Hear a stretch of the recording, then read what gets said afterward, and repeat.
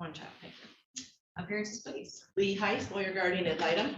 Your Honor, William Amadeo, 27619 Forfeit Department, and my worker. Amy Crabtree with NS Center for Children. Thank you. Michael McFarland representing mother, Taylor King. Taylor King, Cameron's mom. Good afternoon, Ariel Berger here on behalf of Tyler Spear. Mr. Spear, do we have Mr. Spear? Okay. Have you heard from your client, Ms. Berger? I have not, Your Honor. All right, in your testimony today, Ms. Crabtree, if you could just address any efforts that you might have made to contact him. All right, your report, Ms. Heist. Thank you, Your Honor. This child is placed outside of Lenawee County with his great grandparents, and they helped me to Zoom with the child to check on his well-being, and the grandparents also were interviewed, and I have received and reviewed the reports. The child's needs are being met in his current placement. His mom participates in visits that are known to be very positive. It's my recommendation that we consummate the juvenile guardianship today, and that would be the best for the child. Thank you. With this testimony today, Mr. Amadeo? Yes, please, Your Honor. Amy Crabtree, we call. Come on up, Ms. Crabtree. What's your position? I'm a foster care case manager. How long have you worked in that matter? On this And particular, let's start with your position. How long have you had the position? almost 4 years. I'm technically a supervisor, but filling in the role as a case manager in this case, So in this particular case, how long have you been involved? since November of last year. Be fair to say you have more knowledge than anybody on this case. Yes, All right, what's the current permanency goal for the child? guardianship. And has respondent mother rectified barriers that cause the child to come to your care? No. You explain what services you offered. She has been offered many services. We did a psychological evaluation, a substance abuse evaluation, a psychiatric evaluation. She did parenting classes. She's done drug screens. I may be missing something, but she's been provided a lot of services throughout the case. And you believe to be substantial risk with unifying with the mother today? Yes, Okay, and did you hear Ms. Berger say that her client was not here? correct. Okay, who is her client? Mr. Spear. Have you tried to contact Mr. Spear? I've talked to him on the phone. Can you explain to the judge what you've done to actually communicate our court date and what's going on with the procedure? Yep, so I've talked to him a couple times on the phone. He's been very vulgar with me on the phone regarding this case. I actually also have talked to a CPS investigator that was investigating a open CPS complaint on him in Ingham County. And she also stated that he was very vulgar with the CPS, warned me to not go to his home because he had threatened CPS. And if I do go, to go with somebody. When was that? Sorry for the. That was in, I would say, December or January of this year, well, last year, this year. More important to me, Judge. Gotta interrupt me. Go ahead. Just want to disturb your flow. Going back to the flow, would vulgar be a way to describe him for what you've explained? What was your Mr. question? Spear, would vulgar be a way to display your interactions with him? Yes, every interaction that I've had with him has been inappropriate, swearing and just stating that he doesn't want to do anything with this case and that he doesn't feel that he needs to. You recommending a goal change today? No. Can you explain what juvenile guardianship is? Yes. So the child would be placed in a guardianship with his maternal relatives, and basically they would be overseeing his care. Miss King would still be able to participate in visits with the child, would be able to continue that relationship with him. They would just be solely responsible. She's not losing her rights or anything like that. And do you think that'd be a good move? Yes. Right. Are there any needs not being met for the child at this time? No. Has the placement been cooperative? Yes. Anything else you want Judge Sala to know? No. Judge, at this time, there was a lengthy court report provided to you and supporting documents. We ask they be admitted to the record. I have, by way of review, the court report, case services plan, agency agreement, substance abuse test and results. Parenting time observation logs, Adrian counseling and psychiatric report, a letter from Angela Levy from CMH regarding Cameron, and something titled a guardianship packet, which is a number of documents about the background check and some of the other investigative pieces necessary for approval from, what do you call it? The, somewhere in Lansing, or like, it has to be approved for funding. Oh, the through- guardianship office. Yes, through the guardianship office. So those are my exhibits and the court report. Any objection to their admission? None. No. No objection. Thank you. They are received. Questions for this witness, Ms. Berger? None, Your Honor. Thank you. Mr. McFarland? Yes. You're asking if the judge ordered the guardianship today. Is that my understanding? Yes. Okay. Nothing further. Ms. Hess? So far, the agency is sending a professional supervisor for some visits every week. Is that correct? Yes. And those visits happen in the great grandfather's home. Yes. And going forward for this next period, if the judge were to grant the juvenile guardianship today, would you still be expending those resources, or would the family be on their own until till the final review? Unfortunately, those resources probably would be stopping. However, Ms. King is able to go to the relative's home whenever they feel, it would be something that they arrange within themselves. So I noticed that it looks like there is enough funding in the mother's home to do the transportation to see the child. Yes. The supervisor, the professional supervisor, was almost an extra layer of eyes because the grandparents were always there anyway, right? Yes. Okay, so are you saying that if the judge grants a juvenile guardianship today, that moving forward until the next review, that we'll continue the same visit schedule, or we're gonna let them work out a new schedule, or? If that visit schedule works with the relatives and Ms. King, they are more than welcome to continue that schedule. Or if that doesn't work, they can switch it, whatever works for them. I know that the relatives have always had kind of an open door with Ms. King, and she's free to come and see Cameron whenever she pleases. So I'm sure that will continue. And you would advise that it continues to be supervised though for this last review period? By a designee, yes. Like by the grandparents? Yes. And at all times agreeable, whatever they agree to? Yes. Do you think the relationship between them and mother is at the point where they can communicate and set their own schedule? I know that they've had ups and downs in their past, and I'm sure that they've had ups and downs recently. But I'm hoping that they can come together just for Cameron to do what's best for him. And in the default would be that if they don't come up with if the great grandparents don't agree, then there isn't a visit. Correct. Thank you. Nothing further. So is there a reason that you gave me the Adrian Counseling and Psychiatric report from May of 2022? Is there something remarkable about that you needed to share with me on that? No, at the last court hearing, it was ordered that I provide that to the court. Again, I don't know if it was ever provided originally. Oh, thank you. All right. Do you know if she's been keeping up with any of the recommendations in this evaluation? I talked to Ms. King about that report. She stated at that time she was not taking any medication for any mental illnesses, and a psychiatric is to evaluate how medication works with a client. So at that time, really the psychiatric doesn't have any information in it because she wasn't prescribed any medication. Thank you. Questions on my questions? No, thank you, Judge. No, thank you. No. Thank you for your testimony. May you return to your seat. Thank you. Any other witnesses today, Mr. Amadeo? No, thank you, Your Honor. Ms. Berger? No, Your Honor, I've had no contact with my client. Mr. McFarland? My client for just 2 questions. Okay. Ms. King? Heard the testimony of the worker, correct? Yes. And it sounds as though you're on board with our discussion with proceeding with the guardianship, correct? Yes.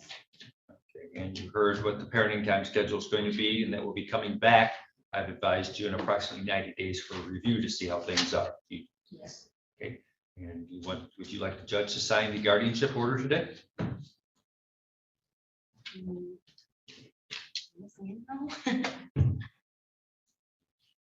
Well, number one, you understand that it's not a termination of your parental rights, correct? Yeah. And heard the testimony that you've not been doing an awful lot in your service band, at least you've heard that, correct? What the worker said today. Yeah. Okay, knowing that, is your position changed?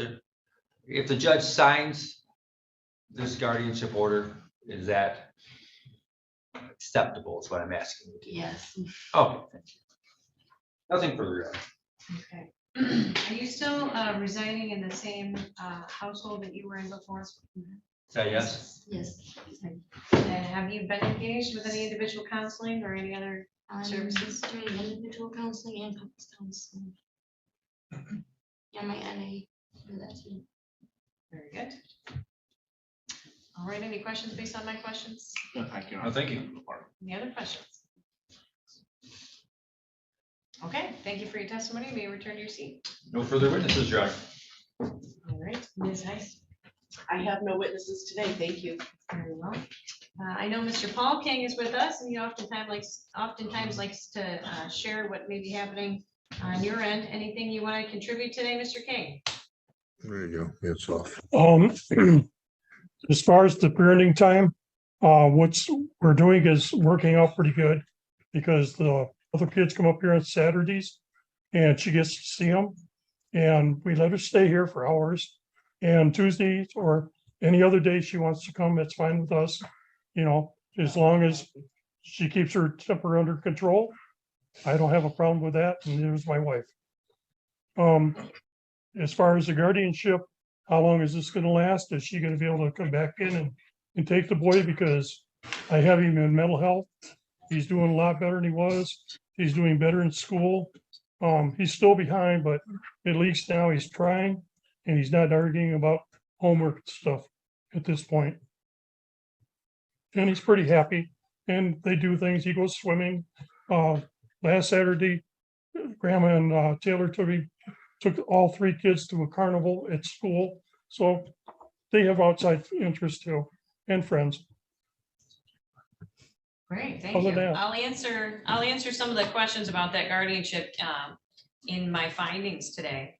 But you would be also welcome to consult, I'm sure, the attorney for DHHS on those questions, if you have any after today's hearing, and I'll ask for any questions at the end as well. So if you don't have your questions answered, feel free to renew your questions at the conclusion of our hearing, okay? Sure, thank you. Any questions for Mr. King? None, I did know, I don't think he was sworn in, was he? Mr. King, I'm William Amadei. I'm the attorney for the department. And I'll gladly give you my cell number and email address if you need to talk about anything with me. Are we on YouTube right now? Yeah, you might want to wait. Half the world has my number anyway, but I'll wait till we're off YouTube and give you my contact information. Very well. All right, thank you, Mr. King. Closing comments, Mr. Ritter? Thank you. We heard that Ms. Berger's client cannot be found. We heard bad attempts there. We heard the mother not object to a juvenile guardianship. Most importantly, we heard Amy Crabtree testify fluently that this is in the best interest of the child. Ask you to follow her recommendation. Thank you. Thank you. Likewise, Your Honor. Any comments, Ms. Berger? None, Your Honor. Thank you. Ms. Height, No comment. Thank you. are you in favor of this guardianship today? Yes, it's been a long time coming and we've spent a long time discussing, because there were two other children, what the options were. And this works very well for the family. Even great grandfather has hope that mother will continue to grow and come back and parent this little guy who would like that to happen, but it just hasn't happened yet. And we've exhausted all the services. And I do believe that this is the best form of permanence for this child. Thank you. Thank you. Well, the court finds that all parties were given appropriate notice and an opportunity to review the report and exhibits that were prepared in anticipation of today's review hearing and guardianship appointment hearing. The child has been in care since April 28th of 2021. 2 siblings have been released from the jurisdiction of the court, and as Mr. King testified today, there is a relationship between those 2 children. There's also a strong relationship between this mother and this child. The things that have prevented the court from returning the child to the primary care and custody of the mother, I want to recognize your progress in counseling and couples counseling and NA. It's progress in those areas that have gotten you to the point where, as I can see it from here, you've been able to mend your relationship with your father and show that you are able to visit for significant periods of time with your children. So congratulations. The concerns that prevented us from reunification continue to exist. We do have still Mr. Randall's, who unfortunately had an extensive criminal history and recent, somewhat recent allegations of domestic violence. The 2 of them had violated no contact orders. And although I don't want to take away from either one of you that you're participating in couples counseling.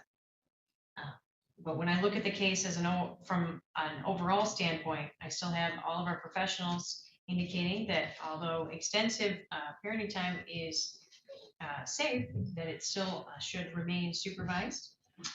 I am also looking at how much time it would take for you to become rehabilitated and educated enough to provide a place for Cameron to reside full-time. Cameron has extensive special needs, as we've heard about on a regular basis, behavioral needs and educational needs. And Mr. King and his household have gone leaps and bounds in supporting him, and he is doing well where he's at. He deserves permanency and stability, needs that in order to continue taking advantage of those significant additional services to accomplish his goals, both developmentally and educationally and socially. So for all those reasons, I cannot allow the child to be returned to the mother. And because of the relationship and the progress she has made, it is safe for her to continue to visit, and that relationship is showing to be one of resiliency for Cameron. So we were able to leap over adoption and consider juvenile guardianship in this file, despite the age of this child. And finally, it is a very serious permanency goal. Many times people in a guardianship situation understand it to be sort of a temporary situation. But when you're under the juvenile guardianship code, in order to, for example, terminate this juvenile guardianship, it is essentially the same standard as removal. In other words, we have to have a showing that there's a serious and substantial risk of harm in allowing Mr. King to continue to care for Cameron, and therefore the juvenile guardianship should be terminated.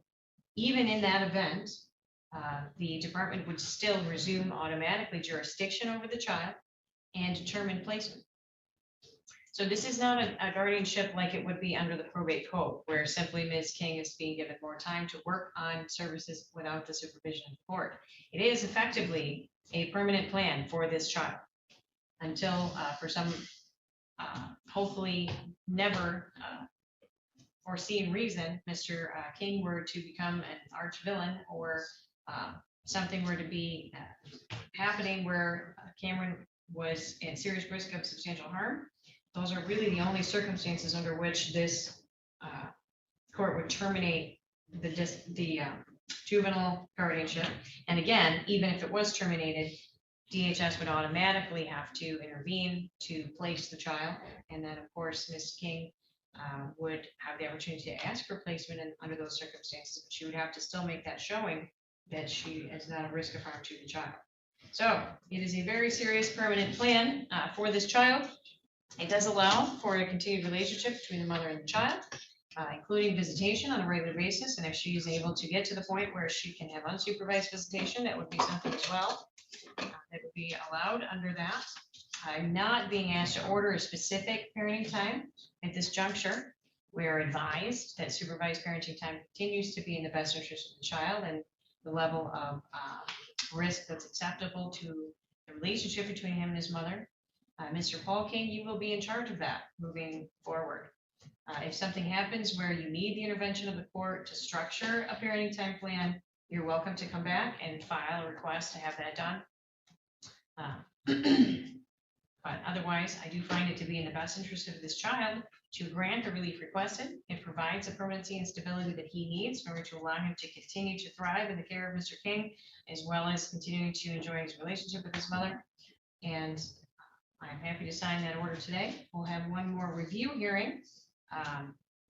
And I would expect the Ennis Center for Children to continue offering their services, frankly, until this court formally releases jurisdiction under the NA case. So there should be no termination of services between now and our final review hearing, which will be